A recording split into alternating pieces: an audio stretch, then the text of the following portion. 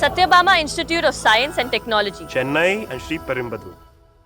CBSE exam நடந்தது. அதில் ஏகப்பட்ட குழப்பங்கள் இருந்தது. அதன் பிறகாக மாணவர்கள் மறுதேர்வுக்கு மதிப்பீடுக்கு அப்ளை பண்ணாங்க.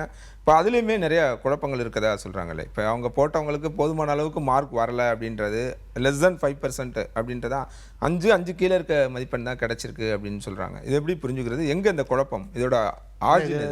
ஆக்சுவலாக வந்து ஆரிஜின் வந்து இந்த கான்ட்ராக்ட் வந்து OSM ஸ்கீம் கொண்டு வந்தது தான் பெரியது. ஏன்னா ஒரு டீச்சர் அந்த தொழிலில் டெய்லி பண்ணிகிட்ருக்காங்க, குழந்தைங்களோட இன்வால்வ் ஆகிறாங்கன்னா அந்த டீச்சர்ஸ் வந்து அன்னத்திக்கலாக எதுவுமே பண்ண மாட்டாங்க. அதாவது வந்து அவங்க ரொட்டீனில் போகிறவங்க வந்து கரெக்டாக பண்ணிகிட்டே இருப்பாங்க. மார்க் என்ன ஏதுன்றது தெரியும்.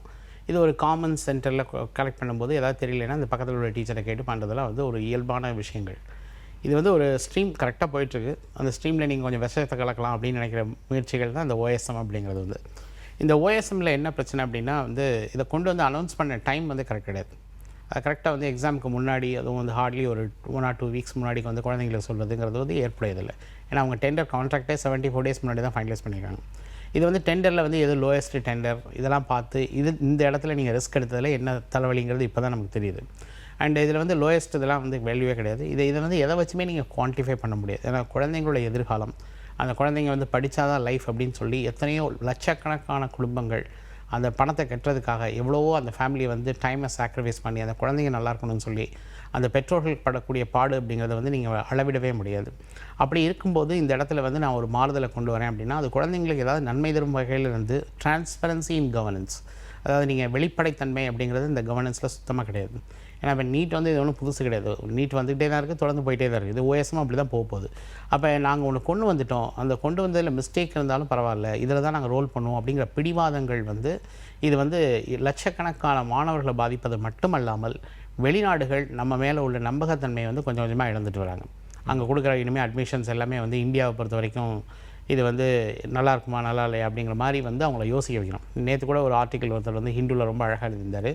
IIT எல்லாம் ஆராய்ச்சியை விட்டு பின்போக்கி போயிட்டுருக்காங்க அப்படிங்கிற மாதிரி வந்து அவர் வந்து குறிப்பிட்டிருந்தார். அது உண்மையான, ஏன்னா இன்றைக்கி நீங்கள் பழைய புராணங்களோட நீங்கள் நவீன அறிவியலை வந்து இணைத்து இப்படி தான் இருந்ததுன்னு எவிடன்ஸ் க்ரியேட் பண்ணுறதுங்கிறது ஏற்புடையதில்லை. ஏன்னா எந்த நாடுகளும் இப்படி வந்து பின்னோக்கி சென்று முன்னோக்கி பார்க்குறதில்ல. முன்னோட நிறைய விஷயங்கள் நடக்க வேண்டியிருக்கு. அதில் வந்து இப்போ இந்த OSMல வந்து நீங்கள் உடனடியாக அபாலிஷ் பண்ணணும். இந்த NTA பாடியவே நீங்கள் அபாலிஷ் பண்ணணும். ஏன்னா இந்த நேஷ்னல் டெஸ்டிங் ஏஜென்சி வந்து அவங்களோட தனிப்பட்ட அவங்களோட வின்சென்ட் ஃபேமிலிஸில் வந்து நடத்துறதுனால இது குழந்தைங்களுக்கு வந்து ஒரு கொண்டு வரும்பொழுது இதனால் சாதக பாதகங்கள் என்ன, இது ஏன் வந்து ஒரு மீட்டிங் வச்சு ஆல் ஓவர் இந்தியா, ஏன்னா இது இந்தியா ஃபுல்லாக வந்து ஏதோ நீங்கள் டெல்லியில் உங்களுக்கு தெரிஞ்ச பிரின்சிபல்ஸை கூப்பிட்டு உங்களுக்கு தலையாற்றவங்களை மட்டும் வச்சு நாங்கள் இதை கொண்டு வரோம் அப்படின்னு சொல்லி அவங்கெல்லாம் ஆஹா ஓஹோன்னு புகழ்ந்து போகிறதெல்லாம் வந்து இல்லை இதை பிடிவாதம்னு புரிஞ்சுக்கிறதா, இல்லை டெக்னாலஜியாக அப்கிரேட் பண்ணுறாங்க அடுத்த லெவல் போகிறோம் அப்படின்னு? இல்லை, இந்த இடத்துல டெக்னாலஜிக்கல் அப்கிரேடேஷனுக்கு ஏற்ற அளவுக்கு உங்களுக்கு இந்தியாவில் வந்து இம்பேலன்சஸ் அப்படின்னு சொல்லுவோம். அதாவது சிவியர் இம்பேலன்சஸ் இருக்குது. அதாவது இன்றைக்கி sudden spot of CBS schools in south India. ஆனால் நார்த் இந்தியாவில் உங்களுக்கு அவ்வளோ சிபிஎஸ் ஸ்கூல்ஸ் கிடையாது. இதை எவாலுவேட் பண்ணுறதுக்கு டீச்சர்ஸ் கிடையாது. அண்ட் இன்னொன்று வந்து இது நீங்கள் டெக்னாலஜிக்கல் அடாப்ஷனுக்கு வந்து இது ரைட் பிளேஸே கிடையாது. இப்போ நீங்கள் பண்ணியிருந்தால் என்ன பண்ணியிருக்கணும், டீச்சர்ஸை வந்து இந்த சைடில் பேரலில் கலெக்ட் பண்ண சொல்லிட்டு இன்னொரு செட் ஆஃப் டீச்சர்ஸை வச்சு நீங்கள் ஆன்லைனில் பண்ணிவிட்டு, இல்லை அதே டீச்சர்ஸை வச்சு நீங்கள் ஆன்லைன்லையும் பண்ணிவிட்டு இதுலேயும் பண்ணி மெஷர் பண்ணி இது ஒரு சாம்பிளிங் அட்லீஸ்ட் வந்து நான் வந்து 1 கோடி பேப்பரை திருத்த வேண்டாம், அட்லீஸ்ட் ஒரு 1 லட்சம் பேப்பரை டிஃப்ரெண்ட் லொக்கேஷனில் பண்ணி மாடல் எக்ஸாம் மாடல் மாதிரி இதில் எப்படி இருக்குது, இதில் இதனோட சாதகங்கள் என்ன பாதகங்கள் என்ன இதெல்லாம் வந்து பார்த்தாங்களானே தெரில. நாங்கள் ஏதோ கொண்டு வரோம், இதை கொண்டு வந்து நாங்கள் இம்ப்ளிமெண்ட் பண்ணுவோம் அப்படின்னு வந்து கொண்டு வரது வந்து இது வந்து ஆல்ரெடி இந்த கரெக்ட் பண்ணுறதுக்கே டீச்சர்ஸ் கிடையாது. நீங்கள் வந்து நார்த் இந்தியாவுக்கு உங்கள் பேப்பர் போச்சுன்னா உங்களுக்கு நிறைய ஸ்கூல்ஸ் வந்து சிபிஎஸ் ஸ்கூல்ஸே கிடையாது. இப்போ தான் எல்லா போர்ட் ஸ்கூலையும் அவங்க வந்து PM ஸ்ரீ வித்யாலயான்னு மாற்றிட்டுருக்காங்க. அப்போ டீச்சர்ஸும் இல்லாமல் நீங்கள் வந்து போதிய இது வேணால் இங்கே உள்ள சவுத் வந்து always better then north India and especially வந்து சென்ட்ரல் இந்தியா இந்த பார்ட்ஸ்லாம் விட வந்து சில பார்ட்ஸ் இந்தியாவில் கொஞ்சம் நல்லா இருக்குது. நீங்கள் உதாரணத்துக்கு வந்து இதெல்லாம் எஜுகேஷன் செக்மெண்ட் உள்ள பாக்கெட்டோ அதெல்லாம் நல்லாயிருக்கு. சிவியர் இம்பேலன்சஸ் இருக்குது. அப்போ நீங்கள் இதை திருத்தும் பொழுது நான் ஆன்லைனில் கொண்டு வரும்போது ஆசிரியர்களுக்கு வந்து போதிய விழிப்புணர்வு கிடையாது. ஏன்னா சில டீச்சர்ஸ்லாம் நான் சிஸ்டம் பார்த்தாலே எனக்கு தலைவலிக்கணும், வயசானவங்க வேறு, அவங்க வந்து அதெல்லாம் சொல்லிவிட்டு அவாய்ட் பண்ணுவாங்க. எவ்வளோ கான்சியஸாக பண்ணுவாங்க. இதில் ஸ்கேனிங்கில் ஏகப்பட்ட குளறுபடிகள் நடந்திருக்கு. ஒரு பையன் பேப்பர் எடுத்து இன்னொரு பையனோட இணைக்கிறது, பேப்பரை எழுதின பேப்பரை அடித்து வைக்கிறது, கிறுக்கி வைக்கிறது, இதெல்லாமே விளையாண்டுருக்காங்க. இதில் வந்து குழந்தைங்களோட எதிர்காலங்கிறப்ப வந்து இதை வந்து உங்களுக்கு கவர்ன் பண்ண தெரியல. I am not saying technological adoption முடியாது. ஏன்னா இப்போ எல்லா மருத்துவக் கல்லூரிகளும் ஆன்லைனில் தான் பண்ணுறாங்க. டாக்டர்ஸ் வந்து போதுமான விழிப்புணர்வு இருக்குது, டாக்டர்ஸ்க்கு வந்து அதை கிளியராக பார்த்து அவங்க கரெக்டாக பண்ணுறாங்க. ஆனால் இதை வந்து நீங்கள் வந்து நம்பர்ஸ் ஆஃப் பேப்பர்ஸ் அதில் கம்மி, இதில் வால்யூம் வந்து கூட இதை ஏறத்தாழ 1,44,000 பேப்பர் அப்படின்னு முதல்ல சொன்னார். அதுக்கப்புறம் 96 லட்சம் பேப்பர் தான் ஆன்லைன் எவாலுவேஷன் வந்து இப்போ உள்ள வந்திருக்கு. இந்த எவாலுவேஷன் பேட்டர்னில் வந்து நீங்கள் வந்து ரீவேல்யூவேஷன் கொண்டு வரேன் அப்படின்னாலே நான் சிஸ்டம் ஒழுங்காக இல்லைன்றது அர்த்தம். ஆனால் நான் டிரான்ஸ்பரண்ட்டாக இருக்கேன் அப்படின்னு காமிச்சிக்கிறோம். ஆனால் என்கிட்ட சிஸ்டம் கரெக்டாக இல்லை. ஏன்னா ரீவேல்யூஷனுக்கு ஒரு சார்ஜ் வாங்குகிறோம். அந்த சார்ஜ் இது காசே கலெக்ட் பண்ணக்கூடாது. நீங்கள் சிபிஎஸ்சியில் இவ்வளோ பணம் வாங்குறீங்க, பணம் வாங்கிட்டு இது குழந்தைங்களுக்கு பேப்பரில் நீங்கள் தப்பு பண்ணுறீங்க, அந்த குழந்தைங்க கேட்குறாங்க, அதுக்கு நீங்கள் காசு வாங்குறீங்கிறது வந்து ஏதோ இது ஒரு மணி மேக்கிங் மிஷின் மாதிரி தான் பார்க்குறீங்க. இல்லை அப்படி ரீவேல்யூஷன் போட்டவங்களுக்குமே பெருசாக நிறைய பேருக்கு ரீவேல்யூஷனுக்கு பேப்பரே வரல. நீங்கள் மார்க் வரலைங்கிறது ஒரு பக்கம் இருந்தாலும் எண்ணற்ற மார்க் பார்க்கணும்னு கேட்டால் பேப்பர் வரல. ஏன்னா அந்த பேப்பர் ஏதாவது ஸ்கேனிங் சென்டரில் காணாமல் போயிருக்கலாம், இல்லை தொலைஞ்சு போயிருக்கலாம்.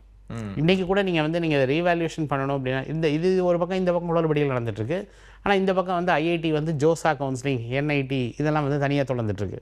அதாவது இந்த குழந்தைங்களை பற்றி கவலைப்படாமல் தான் சென்ட்ரலி ஃபண்டட் இன்ஸ்டிடியூஷன்ஸ், மக்களோட வரிப்பணத்தில் ஆரம்பிக்கப்பட்ட கல்வி நிறுவனங்கள் நாங்கள் எங்கள் டயத்துக்கு போவோம், நீங்கள் மார்க் வந்தால் என்ன வரலைனா என்ன அப்படி. அங்கே தான் எனக்கு இந்த கேள்வி வருது. இப்போ ஒருவேளை நான் ரீவேல்யூஷன் போட்டு எனக்கு மார்க் ரிவைஸ் ஆகுது அப்படின்னா, இப்போ நான் ஜோஷாவோ இல்லை என்ஐடிக்கோ எதுக்கோ அப்ளை பண்ணுறேன் அப்படின்னா அந்த மார்க்கை நான் எப்படி அப்டேட் பண்ணுவேன்? அதுக்கு ஏதாவது ப்ரொவிஷன்? அது நிறைய பேர் கவுன்சிலிங்கே பார்ட்டிசிபேட் பண்ணல. நிறைய குழந்தைங்க மனம் உடைந்து கொஞ்சம் பேர் பார்ட்டிசிபேட் பண்ணிக்கிறாங்க, கொஞ்சம் பேர் மனம் பேசிக்கலி எனக்கு மார்க் வரல, நான் சென்ட்ரல் போக முடியாது அப்படின்னு. ஏன்னா இதை வந்து அனௌன்ஸ் பண்ணியிருக்காங்க 75 கீழே இருந்தாலும் வாங்கன்னு சொல்லியிருக்காங்க. அது எப்போனா ரொம்ப லேட் அனௌன்ஸ்மெண்ட், சாய்ஸ் ஃபில்லிங் போயிட்டு இருக்கும்போது. ஏன்னா எதெல்லாம் நம்ம வந்து மீடியா வழியாக நிறைய வந்து இம்பார்ட்டன்ஸ் இன்ஃபர்மேஷனை நம்ம கன்வே பண்ணணுமோ அதை கன்வே பண்ண தவறிடும். அது ரொம்ப ஏதோ ஒரு ஸ்லைட்டாக ஒரு இது மாதிரி இன்ஃபர்மேஷன் மாதிரி கொடுத்துரும். அப்போ இந்த இடத்துல குழந்தைகள் வந்து நிறைய வந்து எனக்கு மார்க் வரல அப்படின்னு மனம் உடைந்து, இப்போ நீங்கள் ஒரு பையனுக்குலாம் வந்து பேசிக்கலி நல்லா ஃபுல் மார்க் வர வேண்டிய பையனை ஃபெயில் ஆக்கி வச்சுருக்காங்க. அந்த பையன் வந்து மனம் டிப்ரெஷனில் போய் அவர் திருப்பி வந்து ஒன்றுமே பண்ண மாட்டேங்கிறார்.